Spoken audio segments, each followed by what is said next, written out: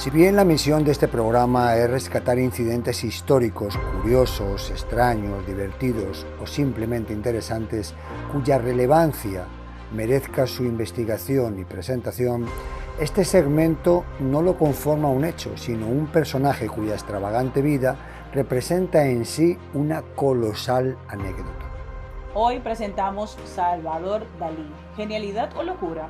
Somos Oscar Sasso y Daisy Toussaint y esto es Anécdotas de la Historia.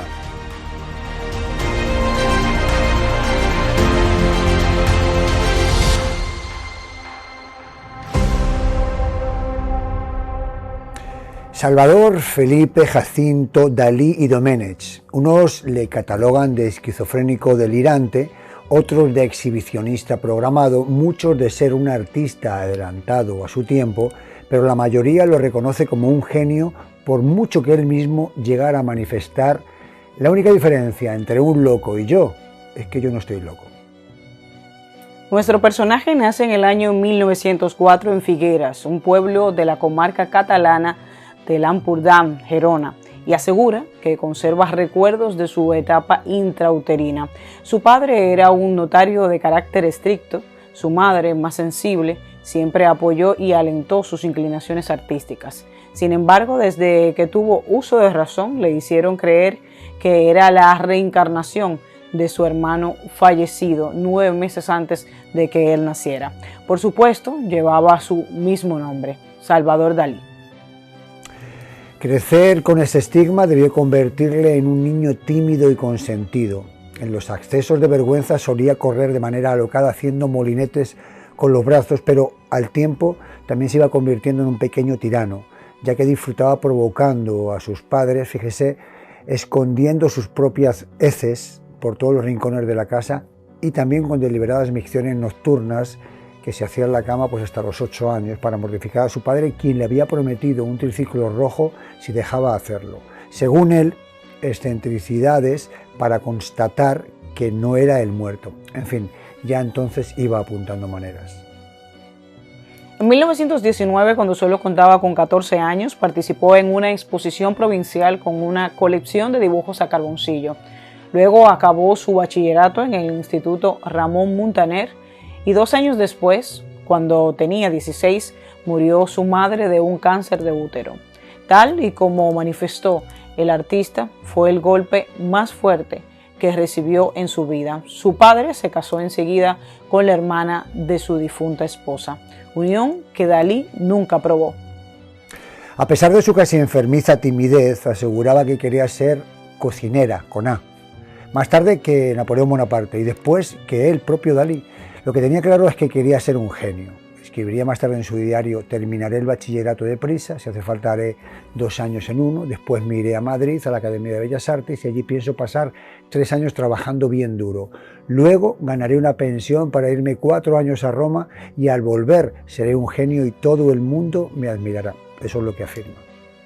Llega a Madrid y una vez inscrito en Bellas Artes, comienza a vestir como un dandy, con sombreros de ala, corbata suelta y capa, tal vez influenciado por la elegancia del Marqués de Bradomín, personaje novelesco de Valle Inclán.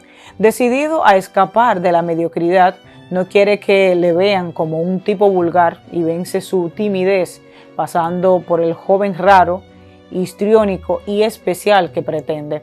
A partir de entonces, su vida empieza a ser una especie de representación narcisista en la que se ve obligado a representarse a sí mismo para estar a la altura del personaje que se ha creado. En la célebre residencia de estudiantes conoce a Luis Buñuel y a Federico García Lorca y se hacen inseparables. También conoce a personajes como Ramón Gómez de la Serna, a Gregorio Marañón, al propio Rafael Alberti, en el momento en que entre tertulias y farras bohemias cada quien iba desarrollando su identidad artística.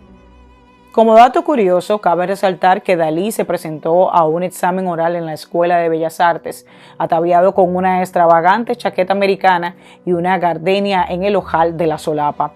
Y cuando tenía enfrente a los miembros del sobrio tribunal y debía disertar sobre el pintor clásico Rafael, les comunicó con grandilocuencia que no reconocía su autoridad porque ninguno tenía el nivel suficiente para examinarle a él.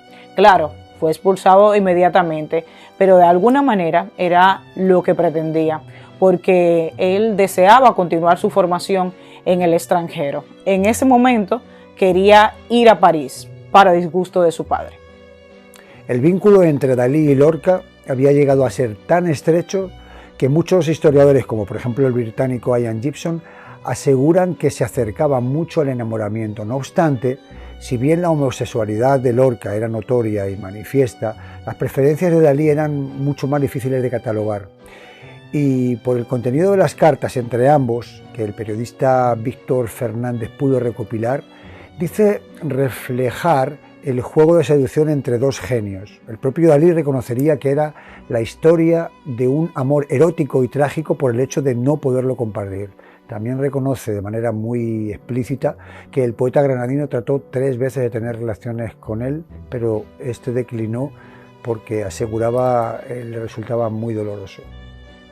Consumada o no, lo cierto es que llegaron a tener una relación muy próxima, y aunque luego se distanciarían en 1926 cuando el pintor se mudó a París, entonces hervidero de artistas de la talla de Hemingway, Scott Fitzgerald, James Joyce o Gertrude Stein, allí conoció a Pablo Picasso, Joan Miró, André Breton y a todo el grupo de pintores surrealistas.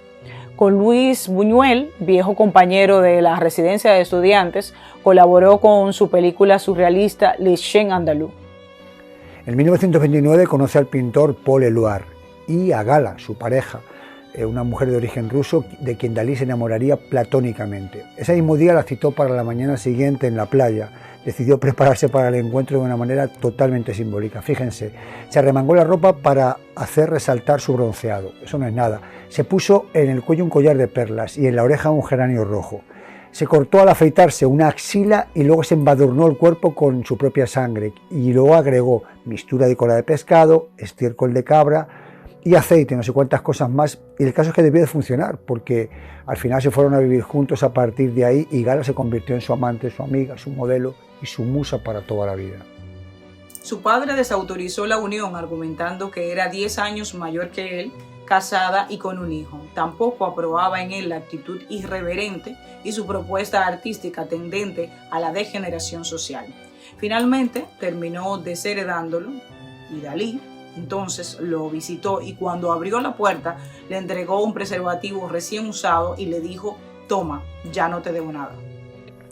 En 1931 pintó una de sus obras más célebres, La persistencia de la memoria, también llamada Los relojes blandos, obra en la que, según algunas teorías, ilustró su rechazo al tiempo como una entidad rígida, haciendo un guiño a la teoría de la relatividad de Albert Einstein. Por entonces, el movimiento surrealista estaba bastante vinculado a las ideologías de izquierda, pero Dalí mantuvo ambigüedad y comenzó a ser atacado por los propios artistas al no condenar el ascenso de los fascismos en Europa. Por eso precisaría todo un análisis, entender por qué cuando Dalí se enteró del homofóbico fusilamiento de Lorca tras el levantamiento del general Franco en 1936, se limitó a exclamar «olé», pero lo más probable es que con semejante expresión quisiera equipararlo a la muerte de un torero corneado en la plaza cuando está en la cima de su carrera. En 1937 conoció en Londres al doctor Sigmund Freud, quien daría mucho sentido a la importancia de los sueños en su obra, así como en su comportamiento. A diferencia de la mayoría de los artistas de su generación, permaneció en España e incluso dio muestras de cierta connivencia con el régimen franquista. Llegó a vincularse con el dictador, quien adquirió una de sus obras. Franco ganaba reconocimiento y Dalí dinero, pero terminó siendo expulsado del movimiento surrealista por todas estas cosas. André Breton, en uno de sus ingeniosos juegos de letras con el nombre de Dalí, comenzó a llamarle Ávida Dólar por su desmedida afición al dinero. Pero frente a la prensa, Dalí declaró tranquilamente: el surrealismo soy yo. Y aún así, como medida preventiva, se mudó una temporada a Nueva York, precisamente con un préstamo que le hiciera Pablo Picasso mientras se apaciguaba toda aquella locura europea. Allí adquirió fama merced a su arte y a sus excentricidades, pero además mucho dinero. Se le podía ver por la calle paseando como mascota a un oso hormiguero o llevando en brazos a un enigmático ocelote, y jamás pagaba en efectivo en un restaurante. Pedías las mejores exquisiteces y cuando le traían la cuenta, él entregaba un cheque, pero antes le dibujaba algo atrás y lo firmaba. De esa forma, los dueños de los establecimientos rara vez llevaban el documento al banco, considerándolo como valiosa colección. Asegura que en una ocasión compartió un taxi con Onassis y ninguno de los dos llevaba efectivo para pagar. Después de 8 años regresó a España y se instaló con gala en la bahía de Port Lligat, en Cadaqués. Eran unas barracas que habían sido compradas a pescadores y luego remodeladas, convertidas en su residencia, donde continuó desarrollando su arte, que precisamente no solo se enfocó en la pintura como conocemos, también fue en escultura, en teatro, en decorados e incluso hizo anuncios comerciales con los que ganaba más y más dinero, llegando a recibir y a proyectar negocios con el mismísimo Walt Disney. Bajo el franquismo mantuvo una conveniente postura apolítica con tendencias hacia el catolicismo, al menos hacia sus imágenes, también hacia la monarquía. Nexuso y monárquico, pero no políticamente, metafísicamente.